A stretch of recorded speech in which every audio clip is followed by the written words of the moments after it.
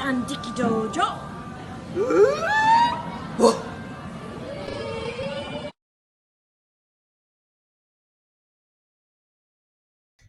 Hey, everybody, it's Eddie from Tokyo. This is your cryptocurrency update from Japan. And yes, that was me, Dunjiki Dojo. Well, what in the world does that mean?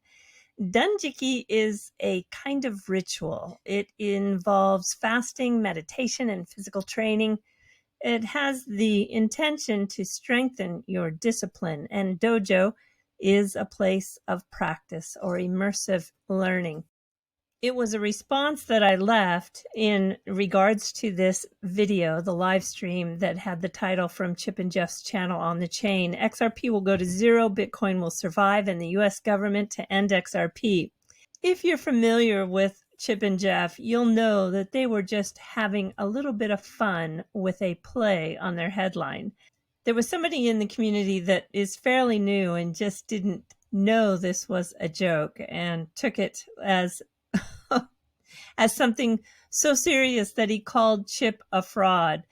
So I thought it was a little apropos to have this gentleman do a little Dunjiki Dojo to strengthen his discipline in research.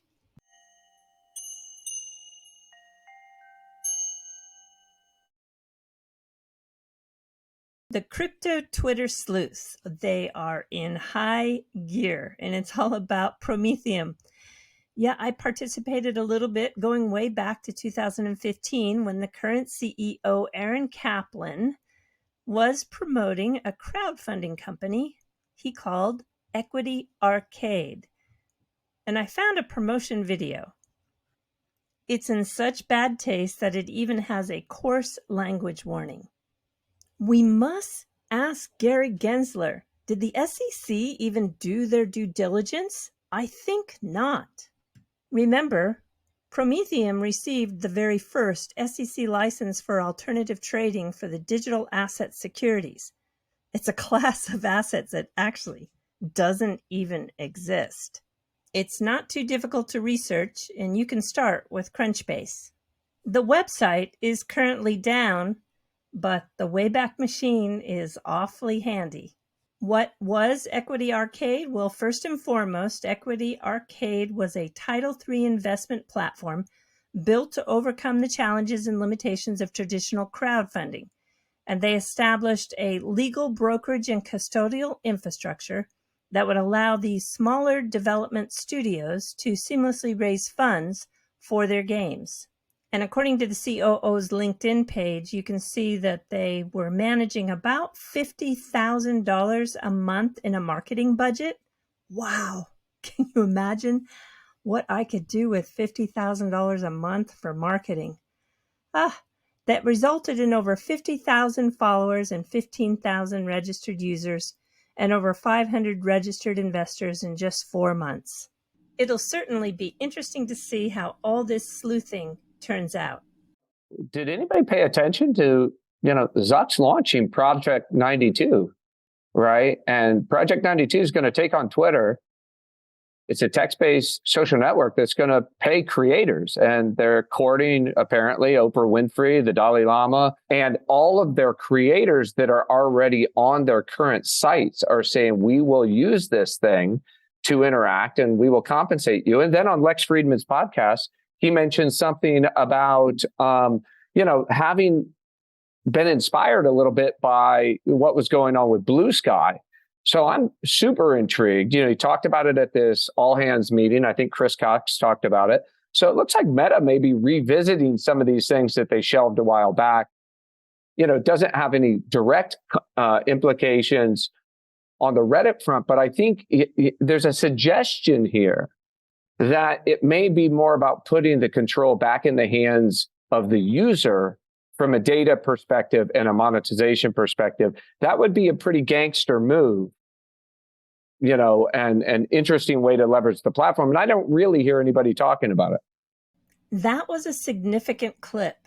Think of all the content creators, sleuths, researchers, and those that fight FUD, biased, and unjust agendas. There's got to be a better way to monetize their work and not have to rely on the media cartel. And it's not just about the content creators. I'm also speaking about startups and companies. We all deserve in this space to have the entire landscape communicated so that we can make the best decisions about what we do in this ecosystem. It's about time that any company should be able to share its news with a wider audience without being ripped off. And it's about time crypto media companies are stopped controlling the narrative. Did you know that most media companies only release what agrees with their agenda? Here's an example of a company that for $1,399, they'll put your news release out in front of 8 different outlets, or scale all the way up to $13,499 and they'll put it in front of 75 different outlets. Does that mean you'll have an article written, or it'll be promoted, or that you can even find it? No.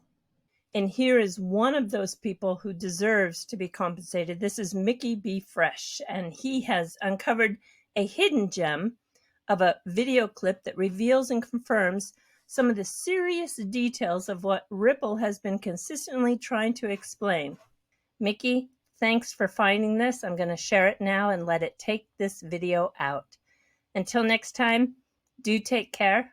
Sayonara for now. Bye-bye. Thanks for the opportunity to join you today on this important topic. Just for background, my name is Joe Villano, and I lead business development for our central banking engagements team at Ripple. So I spend most of my days talking to central banks and commercial banks about CBDCs and stablecoins and ways that they can leverage technology to enable innovation. So I'm hoping to share a little bit of the market perspective in my remarks today from those conversations.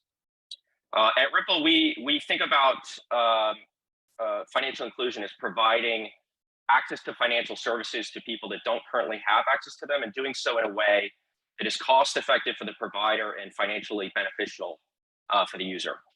And when we approach it that way, what we're really talking about is making a market, which is very much a private sector solution, in this case, to a public policy problem. And the problem, Zhao Chen, as you noted at the outset, is that there's huge numbers of unbanked and underbanked people globally. I think it's on the order of 1.4 billion adults is one of the data points that I've just recently seen.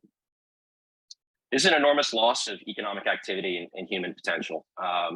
It's also an enormous opportunity to address a market need. And Ripple is approaching this gap with a technology that we built, which is a private ledger that enables central banks and commercial banks and other firms to issue and manage digital currencies, the full life cycle of a digital currency for any number of use cases, many of which we can't even imagine today, which is enormously exciting. The technology is based on the public XRP ledger, which has been in production for the last decade. So it's a very robust core technology with a great track record. And it's currently in deployment globally with different countries, firms, and so forth, where we're piloting and working to deploy the technology. A lot of our work is, as I'm sure you'd appreciate, is confidential, but some of the projects we're doing are in the public realm, one of which is particularly applicable to today's topic, and that is our work in Palau. Palau, as you may know, is an island nation in the Pacific. And like every island, virtually, they have challenges with payments, geographic challenges. So to overcome some of these frictions, Palau is issuing a national stablecoin on the public XRP ledger. Some interesting things about Palau to know. First of all, they don't have a central bank. So they're not issuing a CBDC, as it were. They're issuing a dollar-denominated government-backed stablecoin. The next thing to know is they don't have any domestic banks in Palau. They have 2 banks, which are non-domestic, Bank of Guam and Bank of Hawaii. And it's not exactly a profit center for those banks to be there. So a big portion of the citizens in the island are underbanked. I think it's also worth mentioning that in Palau, the government is the primary employer. And you might think of any municipality in the US, a county where there's a major corporation or a military base that generates the majority of the economic activity in that particular market. And that parallel holds true in Palau with the government. And then finally, and interestingly, there's a lot of lending among and between families and friends on Palau, short-term lending. And that exists because there aren't credit cards on Palau. So it's very difficult to access short-term liquidity. It's not profitable or viable for a bank to issue a loan for $50 with a 2-week maturity. So citizens rely on each other. Your credit is only good in that environment, as good as your reputation. And so understanding all of these things, we spent time with the government to put together a pilot program. And the first phase of the pilot is processing payroll for government employees. The idea here is to showcase the benefits of the technology in a meaningful and tangible way and demonstrate a use case that has real world benefits. Looking to the future, we envision launching things like micro-lending protocols that facilitate peer-to-peer lending. Now, that's not something that can currently be done in Palau, but using this technology, it can be done fast, cheap, securely, and it will be beneficial, cost-effective for the provider, and financially beneficial for the citizens of Palau. So imagine a scenario where, for example, the Bank of Guam decides to structure a liquidity pool, which enables it to provision new services, generate revenue to the citizens on the island, and equally, maybe scale down their brick and mortar footprint as a cost savings. On the other hand, the citizens of Palau can access the liquidity pool to create credit, access short-term liquidity, and use future government payrolls as collateral for any loans they would take. And they can also pledge money into the liquidity pool to earn interest. So these are things they can't currently do. When I think about using technology and stablecoins to enable financial inclusion, this is exactly the kind of use case that I think Ripple is focused on. And it's the kind of thing we're seeing opportunities like this all around the world. My one takeaway from engagements like this, and it holds true everywhere we go, is that there is no one-size-fits-all solution to addressing these problems. Yes, there are common themes, but all the challenges are unique, and you really have to understand how to address them. And we talk a lot at Ripple about how to do that. That's the hard part. That's the fun part. But I think that's where we will have our greatest impact. And with that, I will pass it back to you, Zhao.